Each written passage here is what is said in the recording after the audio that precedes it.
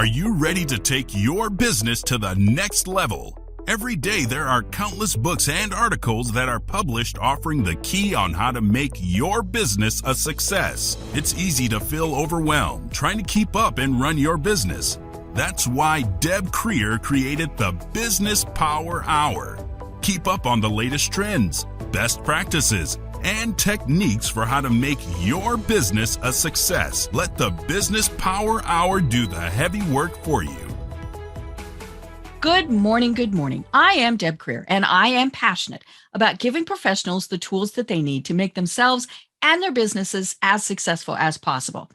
And today we're going to be talking about the subject that is on everybody's lips, and more importantly, the subject that businesses are really trying to figure out what the heck they're going to do going forward from a pandemic, and that's remote working. And so please join me in welcoming David Pachter to our program today. Welcome, David. Thank you, Deb. Thank you for having me. Great. Well, let me tell people a little bit about you, and then we will dive into this. So David Pachter is an author and entrepreneur who leads a portfolio of companies. He is the executive chairman and co-founder of JumpCrew and YouNow. David's journey can best be described as from slacker to CEO. Growing up in New York, his first passion was playing basketball. An average athlete at best, it was playing basketball where he first learned the importance of finding and supporting each other more talented teammates and how teams collaborate, communicate, and learn together to all contribute to make great teams. Well, again, David, welcome. Thank you. I appreciate that really nice introduction. I'm excited to be here and talk a little bit about remote leadership and remote work today. Great. Well, I always like for our guests to tell us a little bit about themselves and how they got to where they are today. So take us from slacker to CEO. So from slacker, I was in my 20s living on Venice Beach, working in the film and television business, thinking that I was doing great, Deb. I was working at Disney. I was working at Warner Brothers. I produced an independent film. And there was a point in time when I started getting up towards my late 20s when I had that moment where the light bulb goes off. And I realized I wasn't doing as well as I thought I was. And I started thinking about why. And for me, I had always, as you so nicely described, I'd always been very focused on teams. So to the extent I was working on a film production, I loved that. I loved feeling a part of the team. Up until that point in my career, though, what I was struggling with was patience, with the ability to delay gratification. So I hopped around from job to job quite a bit. Which might ring towards a little bit of what's happening today with the Great Resignation. And I got to a point in my career where I realized how well my friends were doing relative to where I was, and particularly relative to where I thought I was. It was earth-shattering. So I made a commitment to change careers, and I had met a man playing basketball who just had that kind of panache that leads you to want to trust him day one. And he said, hey, you know what? Why don't you come, visit my clients with me and see if you like what my workday's like. And from one basketball game and one day of walking around and visiting his clients, I trusted him.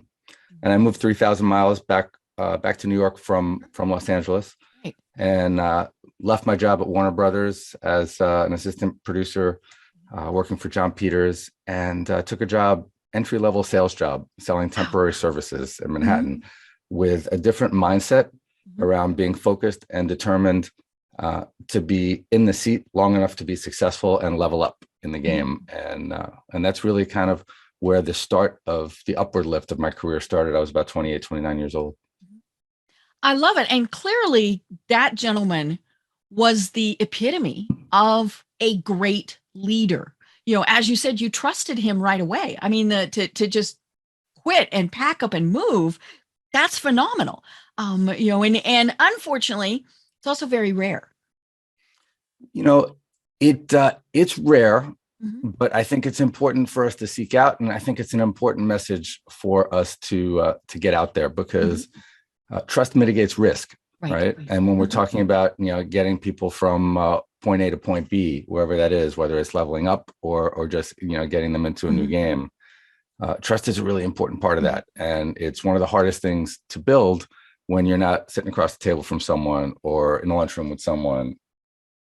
Right. And so that's really the essence of what remote working is causing. It's we've been in this 21 by the time we're recording this months. And obviously there were people that worked from home long before this. It's not that we didn't know, this was not a new thing, but for many companies, obviously it was.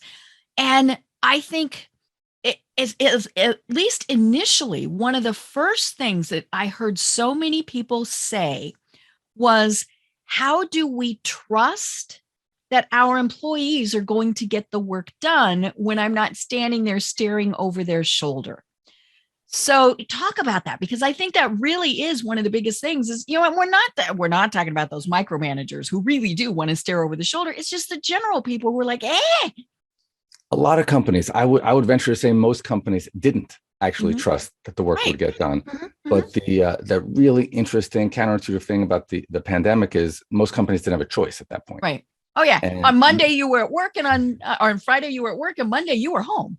And many like ours, like JumpCrew, which is a professional sales and marketing organization, we have 300 folks in sales and marketing providing outsourced sales and lead gen services for very large companies.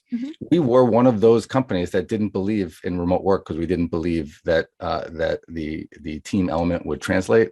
We didn't believe that people would be focused and disciplined enough to stay on the cadence with the team and not throw the team off. Right. And we were incredibly surprised and impressed with our folks who only have an average of 5 or 6 years work experience with their ability to really make things happen. I just got back from 2 days in Nashville, and I couldn't be more fired up.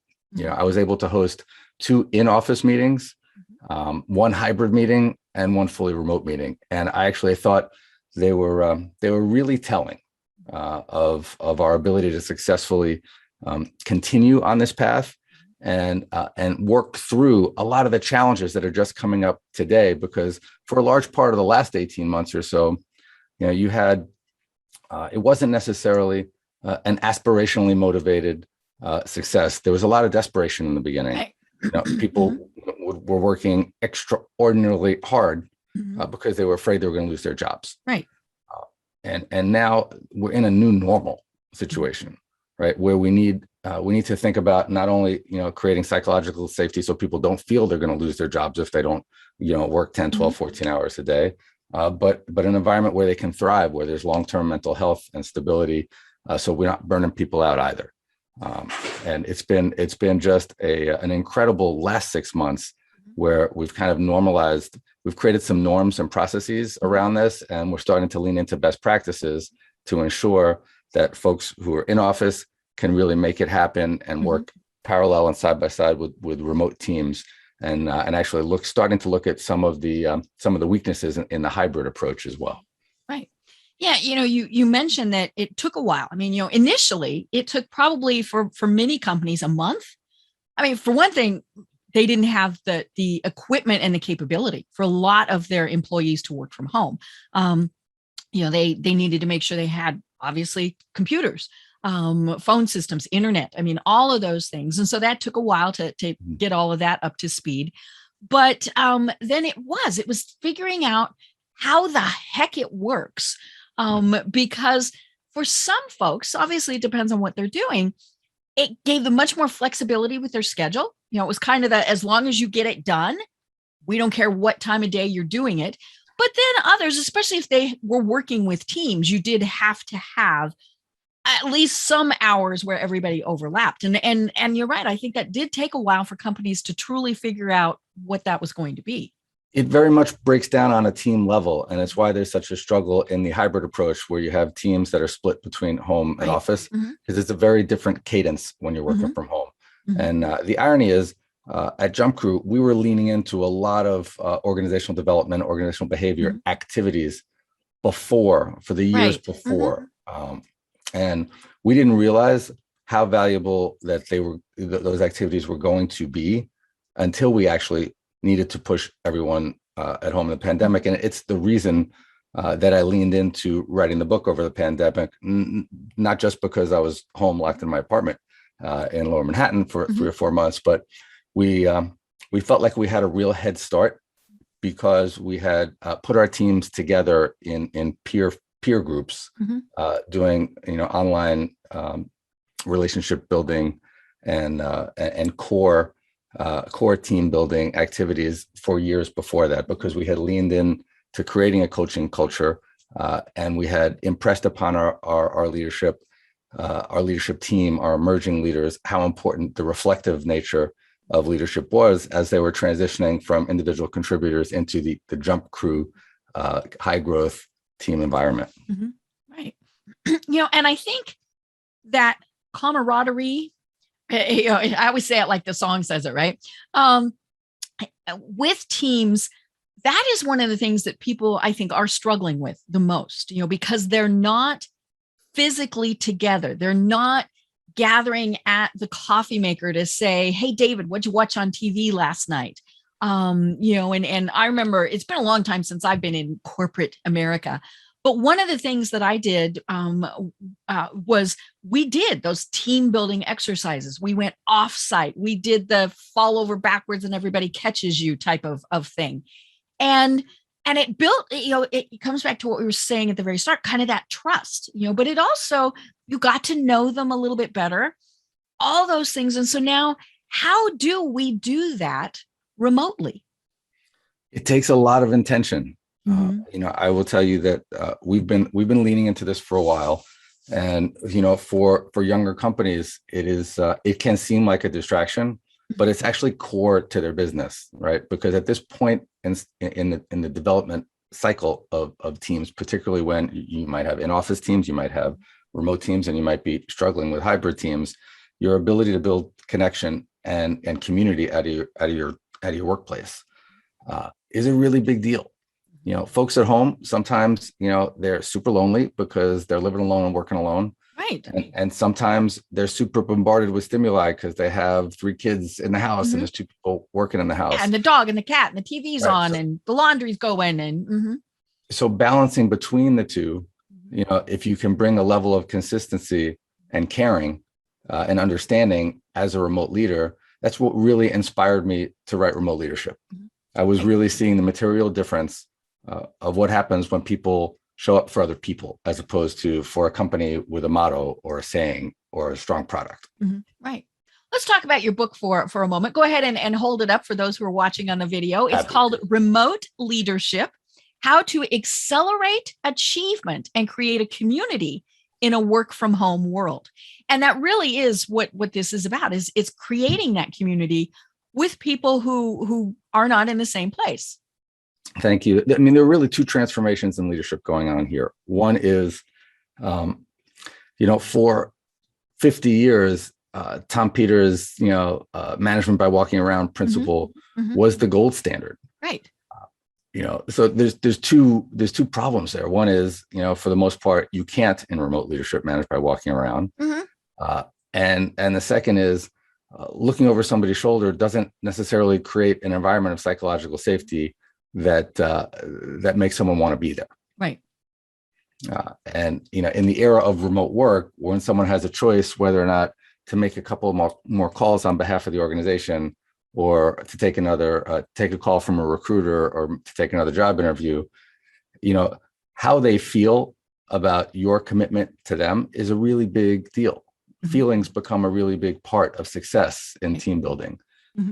So we lean into in our peer forum groups, which we use a platform called Circles, which is just fabulous for this. How you as an individual contributor, or you as a leader, what's the right way to demonstrate vulnerability in the workplace, right?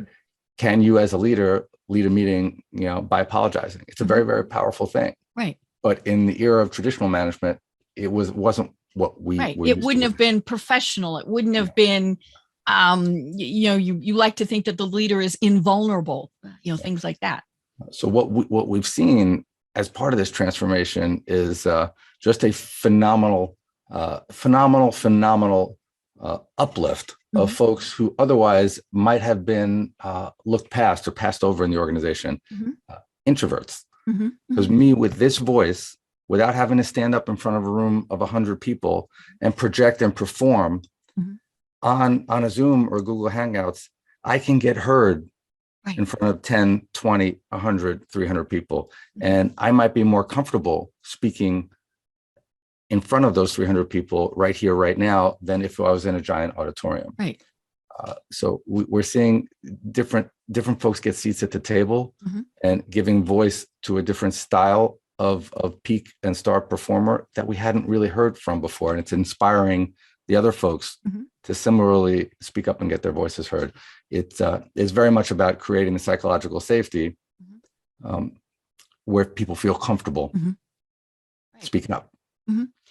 And Zoom, whatever platform you're using, where you've got, the Brady Bunch heads, it in some ways it's kind of disconcerting, because if you have more people than your screen can show, you've got these random voices just kind of appearing, but it is much more intimate. I mean, that is kind of the thing. And you're right. I think that just automatically kind of relaxes people, when we see what's going on in their house, what their background is. I think we have kind of gotten past the point where, we were looking at somebody's unmade bed behind them, and things like that. But it kind of opens everybody up to a different level of intimacy, of kind of knowing a little bit more about them in positive ways, because, we are seeing, like the pictures on the walls of we might see their kids, all of those things. And I think that has been a very interesting part of all of this,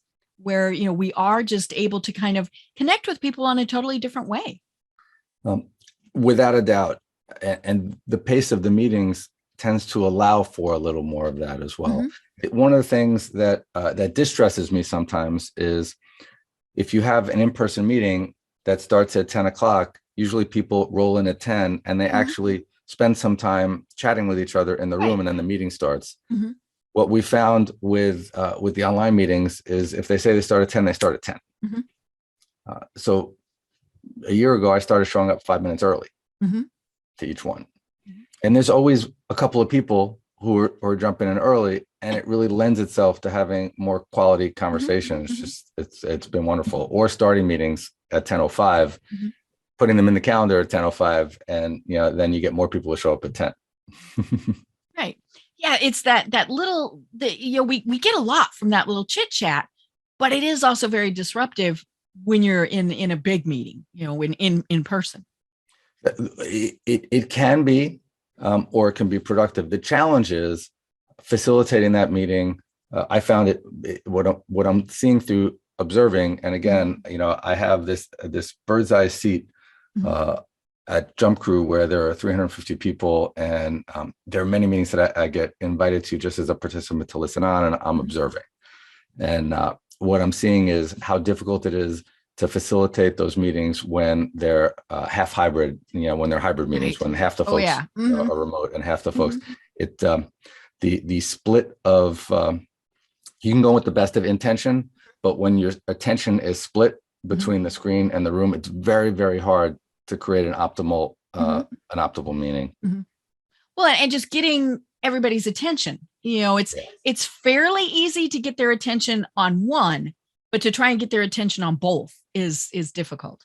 Yeah, it's really, really challenging. Right. Well, and from the speaker's point of view, you have to be in a fixed place. Otherwise the camera, well, obviously it depends on where the camera is set up, but for many people, especially dynamic speakers, we wander around, we talk, we wave, we gesture, we do all of those things. And, if you're off camera, that's not going to work very well. Yeah. Facilitation of meetings is a very under talked about, really important skill today. The leadership component that was very much about charisma and vision now takes a lot more dexterity and a lot lighter touch. And I think a lot about Google's Aristotle project, where they a few years back, they really studied what created an optimal meeting. And it was a meeting where everyone spoke in almost equal parts. So I've leaned into this, and it's just an amazing way because you get everyone engaged in the meeting. Right. And what you find is that listening, the listening level in the room is much higher, and people take away a lot more than when one person's coming in and running and managing a meeting and speaking at people. Right. Yeah. The speaking at people obviously has its purpose on occasion, but it really is more about that collaboration. And it's and that comes back to being the hard part when you're not in person, but it is obviously doable. And like I said, we were doing things like this long before COVID hit. There were companies that just had people in remote locations. I mean, when I was in corporate America, that was over 20 years ago. And we had companies around the world, and we were on video teleconferences. I mean, it was pretty, the camera would fall off. I mean, all these various things, but this is not like this just started in March of 2020. It's definitely not new, but from an optimized standpoint, right? Oh, holy cow. We're talking about a different way to incorporate and integrate remote work. So, because it's not going away. Right. I was walking through Lower Manhattan this morning, and it's not a ghost town, but it is really, really quiet down there right now. The work's all getting done, but how the work's getting done is changing, and we're still in that transition zone, right? We're into the second year of this, so some of the trauma has dissipated, and now the most important thing that we can do as leaders of teams, of organizations, is really think deeply about how we go from good to great again. Right. The book was written, and it was a great book, but it's being reinvented as we speak today. It's a different cadence on a remote team. We're finding that managers can be in the office managing a remote team. That might be optimal, but a remote manager managing a remote team that's half in the office and half at home is a very, very challenging circumstance. And we're not finding that to be optimal whatsoever. And we're really struggling with, to a certain degree, teams that are half in the office and half from home, because the teams work at different cadences. Right. It's almost like when you're facilitating, a meeting that's half in the office and half at home, and half the folks are at home. It's a very challenging way to split your attention and to be intentional about bringing the best practices to the group. Yeah. And I think hybrid is really going to be the biggest challenge, as you were saying, for a variety of reasons. One of the things that I was talking with somebody about, she's been back in her office for quite a long time. She works for University of Colorado. And so she needed to, they went back in, and she's in administration. So they were back in really fairly quickly, but she was home on Tuesdays and Thursdays and in the office on Monday, Wednesday, Friday. Now, that whole thing is just weird. I mean, if there's germs, if you're, but she said invariably, wherever she was, what she needed was in the other location. Unless you pack up everything and move it every single time, because there's only so much that you can put on the cloud.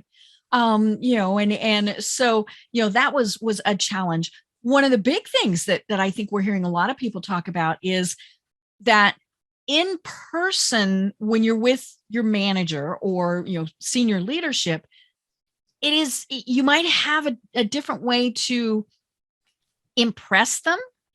And is it going to lead to the people who are seeing them true face to face having an advantage when it comes to promotions, when it comes to things like that, as opposed to the people who are work from home?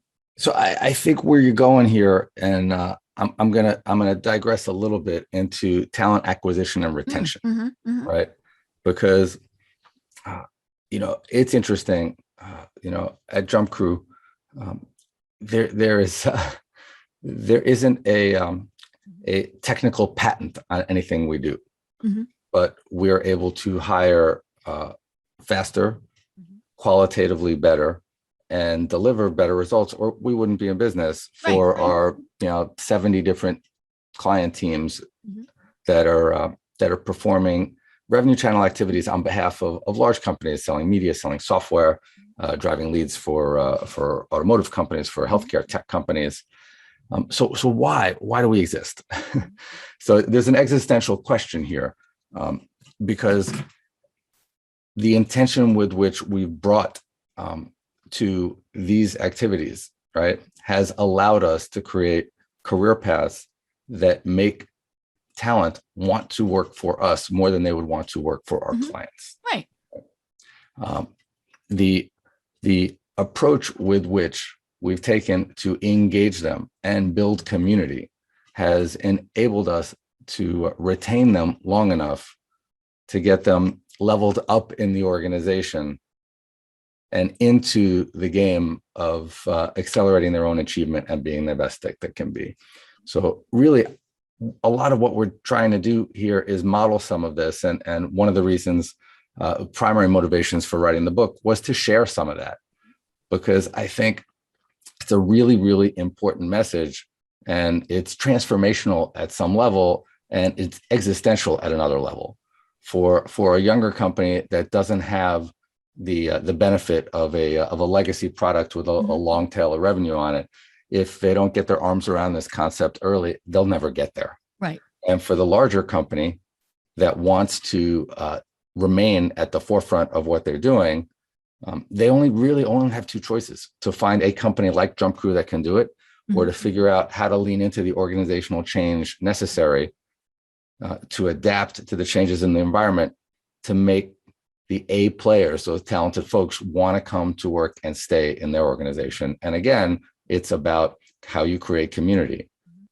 It's about counterintuitively talking about and engaging in conversations that are uncomfortable at the workplace, right? Allowing people to get to know you so that they trust you and want to stay around and believe that you're gonna look out for their best interests as well. And that's what a coaching culture is all about, right? It's not about solving someone's problems. It's about understanding where they're at and asking questions that allow them to solve the problem themselves. It's about creating a greater level of agency in the folks on your team, so that you as a leader and you as the manager can spend more time focused on other folks who aren't performing as well, who don't have that. It's not any longer, we went through this era over the last 10 or 15 years where Salesforce descended on us, and the amount of data that we can process as leaders has just it's crazy. At every stage of the funnel, we can look at KPIs and quantitative metrics all day long, right? So that initial group of leaders spent a lot of time looking at data and leaderboards, right, and sharing call numbers and talk time and conversion metrics with their team, and really leaned into that being the primary focus of their roles as leaders. And it, to a large degree, for the folks on our teams, for a manager or a team lead or a director to really rely on that, it's kind of insulting. Right. Because me as an individual contributor, I know my metrics. What I need is help breaking through in areas where I have resistance. I don't need someone to tell me what I can see on my own dashboard. And that has a lot more. There's a lot more of a psychological bent to thinking about the behavioral changes that need to come into play from a technique perspective, right? From a process perspective, from a best practices perspective, more than it is a quantitative, kind of feedback of, oh, this is how you perform today. I know how I'm performing. I'm either feeling good about it or I'm not. And how the people around you are performing too, right? Yeah, absolutely. And one of the biggest drawbacks from the remote side that we're building bridges to all the time is not being, particularly in a professional sales organization, is not being able to hear the person next to you on the phone. Okay. Because that's a primary way to learn, right? Is to be able good to and bad. hear, You're like, ooh, that sounded bad. hear and listen to and listen to the person on my left and person on my right. So when you're talking about facilitating team meetings and sharing best practices, that level of communication and collaboration really needs to be leaned into and thought deeply about. Right. I think one of the things that we're seeing the biggest shift in is we're going from the managers who really were the people who, the counted the numbers, looked over your shoulder, to true leaders, who are guiding people through their career. And let's be honest, sometimes it's, this isn't the place for you, but it is, I think because we have to work harder at it, might be where we're seeing, okay, here's where you might need a little bit of assistance, or, oh my gosh, you were a rock star in doing this. Can you share that with others? I think that's the thing that we're trending more towards. Again, in the trend, it's almost transformational, whether you're an emerging leader or individual contributor. There was a point in time where you really relied on, who's going to tell me what to do next? Right. And I think what we're seeing more is the folks who are excelling are recognizing that they're already the CEO of themselves, and they need to own this responsibility and be accountable for seeking out the answers to the questions that they have, and asking better questions and proactively engaging folks across the org. One of the things that we've done that has been extraordinarily successful is in our circles forums. We, if it's a group of 6 or 8 people that are meeting for 3 or 4 sessions, one of the primary reasons that we're doing this is so folks can meet folks on other teams and develop relationships across the org, so that when they're trying to solve a problem, when they're trying to discover something, when they feel comfortable reaching out, and it's not always someone on their team that they're asking the question of. And it gives them the sense that the org isn't just the 8 or 10 people on their team, that there are 8 or 10 people on 8 or 10 different teams in 3 or 4 different divisions of the company that they can reach out to, particularly if they're not in the office and they're never gonna, never gonna have that level of interaction across the team. And it's why, for us, we lean into all hands meetings, divisional meetings, the Monday morning stand-up. They're all intended to share knowledge and information. There isn't a direct correlation between my performance as an individual contributor and learning about what a team in a different sector with a different goal has, except, our goal organizationally is not to create the best salesperson or the best marketer in any one industry. We know that, clients don't want to buy from the best salesperson, and, your team doesn't necessarily want to work with the best marketer. People want to work with the best business people. So where we have the opportunity to share that knowledge of what we're doing across 60 or 70 companies, we're both creating opportunities for leaders to emerge and grow out of their existing role and stay in the organization, and for the teams to benefit from the sharing of that knowledge and information. So it seems like a really, really costly thing for us to put a couple hundred people on a Zoom for an hour, hearing about things in different parts of the organization that doesn't necessarily impact them directly. But it's a really, really important part of, counterintuitively, both acquisition and retention of the folks that we want to stay and grow with the organization. So we're investing in that, and we're leaning into stuff like that as well. Well, and it's, kind of the term of, are they there for a career or for a job? Those are different. Yeah. I mean, it's a different game plan. So I was just reading about how Google onboarded 45,000 people. Amazon onboarded 45,000 people last week. And that Jeff Bezos' goal is to only have people stay 2 years. Now, I'm a realist. If people stay 2 years, I'm happy, but that's not my goal. Right. My goal is to try. Yeah, because we all know that getting new employees, remote or otherwise, that's a very expensive process. It's a very expensive process, but I think you're showing your cards as a short-term thinker if you're like, I only want people for 2 years. It might be practical, and I'm sure it's profitable for Jeff Bezos, there's no doubt. But our goal organizationally is to attract like-minded people who are looking for an environment to accelerate achievement. There are a lot of quote unquote zombie jobs out there, right? You can go, punch the time card. You're there. You're looking at your screen. There are easier places to work than JumpCrew.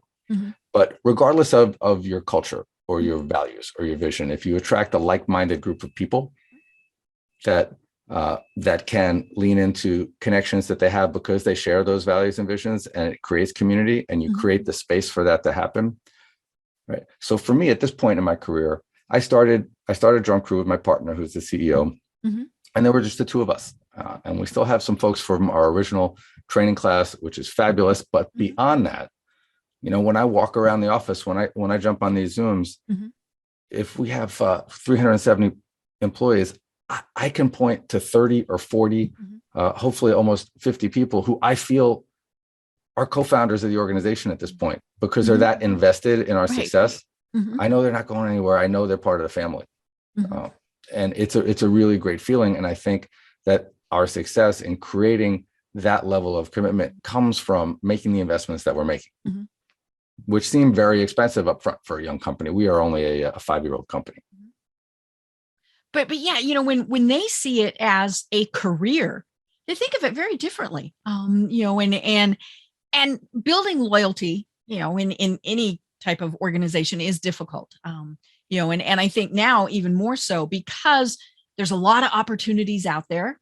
All sorts of things, and I think we've seen a big trend. I think it's going to reverse itself a bit, of people saying, "Ooh, I can start my own company." I think a lot of people thought that and are, going to realize, that might be a little bit harder than I thought it was. I want to go back to work for somebody else. But that, that happens all the time. It's just, I think we saw with everything, in this compressed time frame, because it was compressed, we saw things happen more quickly, more, and those things. And are we getting back to normal? I hate that when people say, I can't wait for things to get back to normal. That's never going to happen. We're not going to, look back and all of a sudden it's going to be January of 2019. No, that's just not happening. So, we are, but as we've been saying, we're settling, we're figuring these things out. And, it is something that, as we've been saying, we absolutely have to figure it out so that you're developing those loyal employees. If that's your goal, like you said, Bezos, but, but he also doesn't have, I'm assuming, a lot of, shall we say, more mature employees, because he's looking for younger people. That's just going to be, but he also has that thing of training them towards going on to something else. That is part of their culture. It is interesting what I've seen in our hiring classes. We're hiring about 25 or 30 people a month right now. And I've seen a more mature workforce coming in over the last couple of years. I love it. Through the pandemic. On the flip side of that, often when I speak at events and I get introduced as an author and entrepreneur, I end up speaking with a lot of folks at earlier stages in their career who are really excited about starting their own business. And it's hard to start a business. I counterintuitively am the one who's more often than not trying to explain how valuable it is to work for an organization for a more extended period of time if it's the right organization, because it's much harder today to build a dynamic organization, I believe, than it was 15 or 20 years ago. There are many more elements of mastery that you need to bring to the table, whether it's process or technology or people or go-to-market fit, let alone the basics, logistics, legal, finance, operations. And what I'm seeing is the founders who I have more confidence in their ability to succeed are the ones who have a little more experience today and are more prepared for the challenges, and they're more aware of what they don't know. And to me, that's the biggest stumbling block for the entrepreneurs that I see. And, I participate in the ERA Accelerator in the city, and generally meeting, 10 or 15 founders at least twice a year here. And it's, and I'm not saying it's impossible. There's a woman I met a few months ago. She had actually worked for me years ago and went and started her own business. And she was a superstar at 21, 22 years old. She's a superstar at, 29, 30 years old.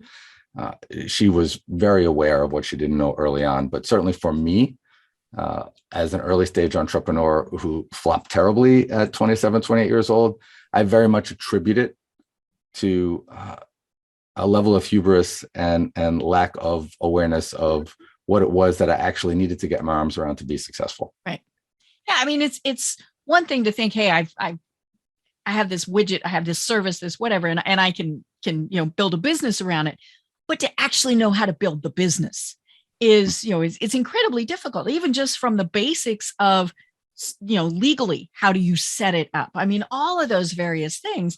There's a reason why most businesses fail. It's still over 50% within the first couple of years. I would go one step beyond that, because if you can't get the right people in the right seats on the bus, yep. Right? If you can't convey enough mastery and confidence to attract the best talent that you can for those roles, then your ability to succeed, your odds of success are so greatly diminished. It's not about you, right? It's about that team, because you're not going to be able to do it all. Yeah, and if you're saying, hey, I've got this business that is brand new, and I want to hire you away from someplace where you've got benefits and a good salary and all those things. I mean, for one thing, you've got to be, again, a heck of a leader, a heck of a salesperson to even convince them to do that. And that's going to be rough going. You also have to have the self-confidence to be really conscious about needing to hire people that are better than you, mm-hmm. all across the board. Mm-hmm. Right. Yeah. We've talked about that a lot on this program is, for some reason, a lot of times when people start a business, they think I have to do it all and know it all. Well, no, you don't know, you're probably not going to know business law, probably not going to, know financial, all of those various things. You're not going to know, unless you were one, sales, sure. And all of those things. And so you have to bring in that team of people so that you can do what it is you wanted to do. I mean, we have wonderful, wonderful clients who are with us 2, 3, 4, 5 years at this point. Mm-hmm. They are their product and their operations experts who recognize that, there was a lot more risk than reward mm-hmm. for them to go out and, hire a VP of sales or VP mm-hmm. of marketing and think that they were going to be great at managing them and they were going to make the greatest hire out of the box. So they came to JumpCrew where they knew they could, there was a guaranteed level of competency mm-hmm. that they were opting into day mm-hmm. one. So it gives them a much cleaner picture of what else might be going wrong. Mm-hmm. Right. Yeah. But maybe the go-to-market fit isn't what they thought. Maybe, mm-hmm. The product or the service isn't necessarily kind of in the zone of ready to scale that they thought it was, because there's a level of consistency in the lead gen and the sales execution that it eliminates a risk variable and makes it easier for them to optimize their business. Right. And I think, there a lot of people who decided, hey, I want to start my own business. I'm home. I've got all this extra time, blah, blah, blah. I think they really are figuring out, and so, but that brings us back to then they want to be with a company that has its act together, just simple as that is. And whether it's remote, whether it's hybrid, whether it's all those combinations of, and then we unfortunately see the bad examples. I'm assuming you saw earlier this week, the CEO of better.com, who, which I just have to laugh at the name and then how this went so bad. You were invited to a Zoom meeting. You went to the Zoom meeting. He says, hey, there's these issues and, we're going to have to lay people off. And if you are on this call, you are laid off. I mean, I saw today that his director of communications and his director of PR quit. And I thought, yeah. There's no doubt that we were talking about that this week. Mm-hmm, mm-hmm. Yeah. I mean, and I mean, there were just so many things. This will be a study forever, with Harvard's going to talk about it in their MBA. I mean, all those various things, because there were so many things he did wrong. I mean, he turned it back into, I've cried about this. I don't care if you cried, I lost my job. It's one of the keys to organizational learning, and it's what collaboration is about. Like, if if you have a team of 9 people, you don't want all 9 people to stumble over the same rock. If the first person stumbles, you want them to share. So yes, certainly Well, with that story, there's nothing but good takeaways of how yeah. not to do something. Yeah. And of course, then I'm thinking, so, next week I get in, I'm still employed there. Way, yay. But next week I get an invite to a Zoom. I'm thinking, oh no. Right. Yeah. And one of the things we like to say, swoop, he totally destroyed the culture. Yeah. I mean, so it's a difficult situation. Obviously, there are better ways to manage it, but so we certainly have our fair share of turnover. We run a sales organization. Right. I believe it's materially less than the beta of all companies in their sales teams, because we're acutely focused on sales success and sales growth and sales KPIs. But one of the things we talk about is the termination should never be a surprise. Right. People should know their standing. And, one of the things I love is, being able to see and reflect on folks who leave, whether it's voluntary or involuntary, but stay in the community of folks because we do develop relationships and then often come back. We have a president of one of our 2 divisions who we hired 9 or 10 years ago, who left for a really interesting opportunity 7 years ago and came back 5 years ago. And I see that being repeated all across the organization. I think we need to be aware that the company's, your organization's growth curve may not always align with your talent's growth curve, but the intellectual capital and the value of that person, not just in the relationships, but knowing the way your organization works, is a really, really important thing. So maintaining that relationship so that folks can come back at the right time is a really big deal as well. I mean, it is about that family, and I don't care if you're a company of 5 or a company of, 50,000. When, as we were saying, when you feel valued, when you feel empowered, when you feel trusted, even if you leave, you're still going to, have lunch with some of those people on occasion. And as you said, more importantly, at some point you might think, hey, I want to go back. Yeah, there's that. And I think about the consulting model. I have a lot of friends who worked in management consulting, and they worked for 2, 3, 4, 5 years for their firm. And then they went to go to work for the client, one of the clients that they worked at. And they became the client as opposed to the vendor. Right. And those relationships. They had such a good relationship, and they knew it was such a great company that they didn't hesitate to say, this is who we need to work with. Exactly. And that is kind of one of those telling things, if say you've been with, say you've got a marketing firm and you go somewhere and they say, hey, would you hire your former company? Right. That's not a good thing. Right. And obviously there are some reasons where, but yeah, for the most part, it's like, yeah, I would, they did good work. But yeah, it's, and I mentioned a word in there that we haven't really talked about yet, and that is that empowerment. And I think that's one of the harder things from remote to kind of get people to really know, we do trust you, we value you, it comes back to leader versus manager. When you feel empowered, or when your employees feel empowered, you aren't having to manage them. You trust them, that they're going to get the job done. It's both, this saying kind of slices both ways. Trust mitigates risk, and you have to take risk sometimes to trust someone, right, to discover that they're trustworthy. So, and sometimes it backfires. I mean, let's be honest. Absolutely. But as Annie Dukes would have written in Thinking in Bets, you're dealing in probabilities, and sometimes you make a good bet and it doesn't pan out. And sometimes you make a bet that's a little more risky, right, and it works, but you don't know if you don't take the chance. Right.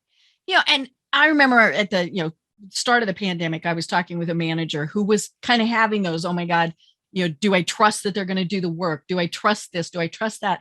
And I said, did you trust them when they were in the same office? Well, yes. I said, and or if they said, ooh, I'm like, okay, then no. If you didn't trust that you needed to supervise and they had to be under your thumb, all those various things, then no, it's probably not going to happen now. It's a different level of trust, right? Mm-hmm. You can see that someone's in the office when they're in the office. Right. Mm-hmm. Right. They're not playing solitaire on their computer. But when someone's not responding to your Slack and it's 10:15, you're wondering, are they working today? Mm-hmm. Mm-hmm.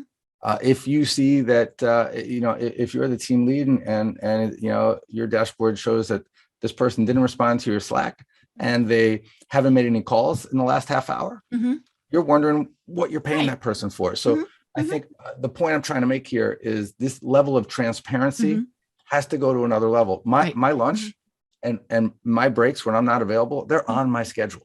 So, when I'm talking to folks in the org, I am begging them to do the same because we have great folks working remotely who do have to take their kids to the doctor and they do have to walk their dog. And that walk the dog time, that's mental health time. It's good for them. I'm clearing it out.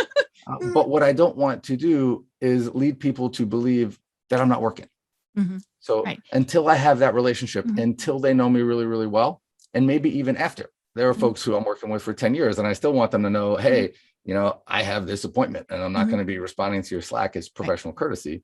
To put that and stuff it's on all the about calendar. the communication and expectations. I mean, if you're the team leader and you say, okay, everybody has to be online between 10 and 2, then, and if you're not, then let us know. But then you might, it's like, okay, then you get everything else done when you get it done.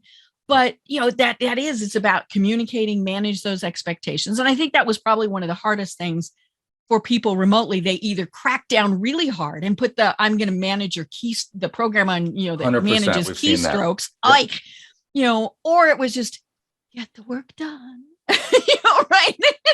And then they wondered why that didn't work. In there. So when we had we had a call center in Manhattan, people hung out in the office 12 hours a day.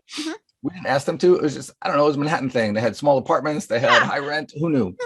We're not looking for that. It was the social thing. Right. We're not looking for that. Like when we moved to Nashville, we were really clear to people with everyone that came on board. We didn't think that created the healthiest environment. We just wanted an 8-hour workday and we wanted 100% of those 8 hours. Now we're in this other situation where people are at home and some people are dying to give you solid 8 hours, but they can't give it to you 9 to 5. Right. Yeah. Because they've got the kids at home. They've got to walk the dog. Communication and collaboration that they got during the pandemic. Exactly. But if you have that understanding and openness and transparency so that the other 8 people on the team, don't feel like you're not working. So they're not, right. You don't want to bring everyone down to a lowest common denominator because if they're not understanding how you work and it's not clearly communicated, it can be very detrimental.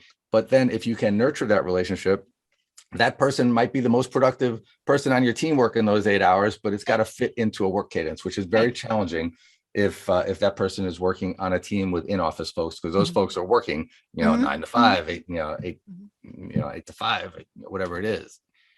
Well, and I think a lot of companies discovered that the 8-hour work week, when somebody was home and away from the distractions that kind of take place in an office, they got their work done more quickly. Now, we talked about, you've got all the home distractions, but, and that comes back to communication where people are saying, you know what, I am getting my work done, but I'm only doing it in 6 hours, and so I can sit here and look like I'm at work or, hey, so I think that's part of this whole adapting and learning is figuring those things out.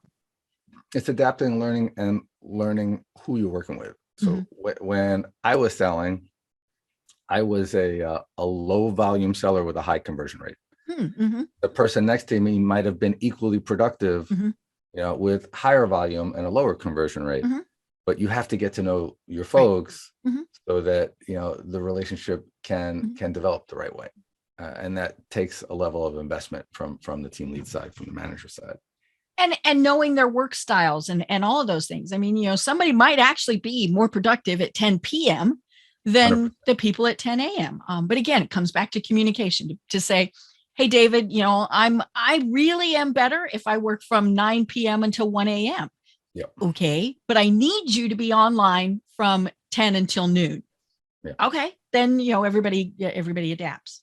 Yeah. I mean, there are a lot of changing dynamics. I'm looking at looking into the level of trust or lack thereof that impacts a new hire's decision into what job they took. And what I'm talking about is this narrow slice of folks who were I would say the top 2 to 5% performers who have enough confidence to want more incentive comp and less base comp. Right. So they're an important component. The other 95% make up the bulk of everything, right? And they're generally not looking at things that way. So it's really important to develop that level of understanding. When I'm talking more about the talent acquisition and the recruitment process right now, to have folks connect with people who might be on their team, right? Because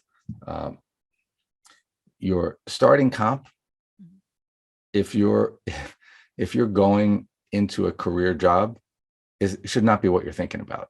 Right. It should be thinking about where you can level up to in the organization and what your total comp and on target earnings could be, because you have to believe in yourself. Right. Right. And again, that's the career as opposed to the job. Yeah. And if not, you're not going to see opportunities that would have gotten you from point A to point B a whole hell of a lot faster. Right. Yeah. Oh my gosh, David. This is so much fun, and we just scratched the surface on this. So I can't wait to chat with you again. But you cover a lot of this in your book. And so I want to tell people, it's a great resource, whether you're an employee or a manager. I mean, clearly it's written more for the leaders of companies, but it's also a great resource for employees because it gets you thinking differently to think, okay, what if we do this? So again, it's called Remote Leadership, How to Accelerate Achievement and Create a Community in a Work from Home World. But tell people a little bit more about how they reach you and connect with you and the things that you provide. Sure. I am very available on LinkedIn, David Pachter. They can get me through JumpCrew. I'm just David at JumpCrew. My website has a lot of up-to-date information, and I'm usually pushing out a decent amount of content just on this subject every month for sure, usually more often at davidpachter.com. And I'd love to hear from folks. And what's your podcast? My podcast is Jump by Design. I did a couple of seasons of podcast on personal development and accelerating achievement outside of your comfort zone. And they're available on Apple Podcasts as well. It was a blast to do that, and I would love to talk to you on mine as well. Oh, that'd be such fun, such fun. I always love it when I'm on the other side of the microphone. So yeah. And I would love to continue this discussion with you because it is something that's going to evolve. And I think it will be interesting in, 6 months to a year to talk again, to say, okay, now what is our new normal this week? So thank you so much, Deb. It was great to have this opportunity to reach your audience. I really appreciate you reaching out to me. Well, I love it. It has been great. And do you have any final thoughts for everyone? So, we're in a transition zone. And I think there are a lot of challenges with getting through. And I think it's really important for folks to think about moving through the transition zone as fast as possible. When we spoke a bunch today about risk and trust. So getting out of your comfort zone to get to the other side, whether you are an executive leader or an individual contributor, really depends on your willingness to take some risk. And I think this is one of those times where the risks that I'm talking about are about the risks of developing closer relationships with the people you work with, demonstrating a level of vulnerability that we historically hadn't had to do before, and leaning into finding out sooner rather than later if there's enough psychological safety in your workplace for you to excel and be the person that you want to be and be true to yourself to level up wherever you're at. Great. I love it. I love it. Well, I am Deb Creer. I've been having an absolutely fascinating discussion with David Pachter. And until next time, everyone have a great day.